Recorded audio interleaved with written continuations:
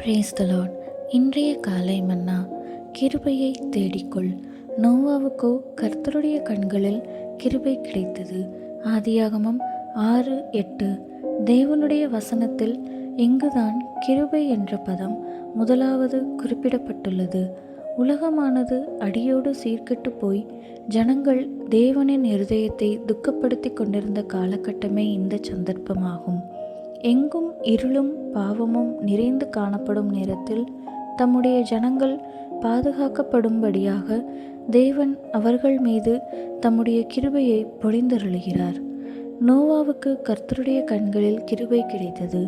கர்த்தருடைய கண்களை மட்டும் நோக்கி பார்ப்பதே கிருபையை பெற்றுக்கொள்வதற்கான இரகசியமாகும். நோவா வேறு எங்கேயாவது தன் கண்களை திருப்பியிருந்தால் கிருபைக்கு பதிலாக அவமானமே அவனுக்கு உண்டாயிருந்திருக்கும். நாம் கர்த்தரை நோக்கி பார்ப்பதற்கு பதிலாக மனிதனை நோக்கி பார்ப்பதன் காரணமாகவே அடிக்கடி தேவனுடைய கிருபையை இழந்து போகிறோம் அல்லது தவற விடுகிறோம்.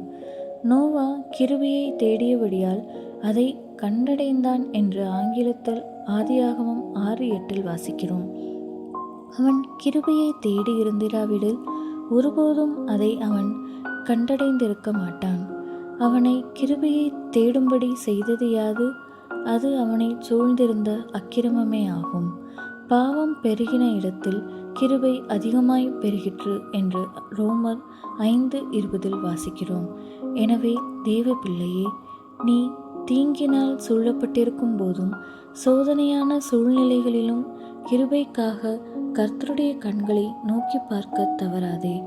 பழைய ஏற்பாட்டில் நோவாவுக்குள் இருந்த தேவ கிருபை அவனை பூரணனும் நீதிமானும் ஆக்கிற்று என்று ஆங்கில வேதாகமத்தில் ஆதியாகமம் 6:9 வாசிக்கிறோம். அவ்வாறாயின் இந்த கிருபையின் காலத்தில் தேவ கிருபையானது நம்மை பூரணப்படுத்தி நீதிமான்களாக்குவது எவ்வளவு அதிக நிச்சயம்!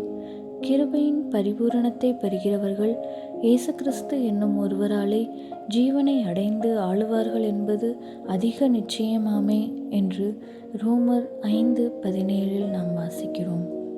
ஆமேன்.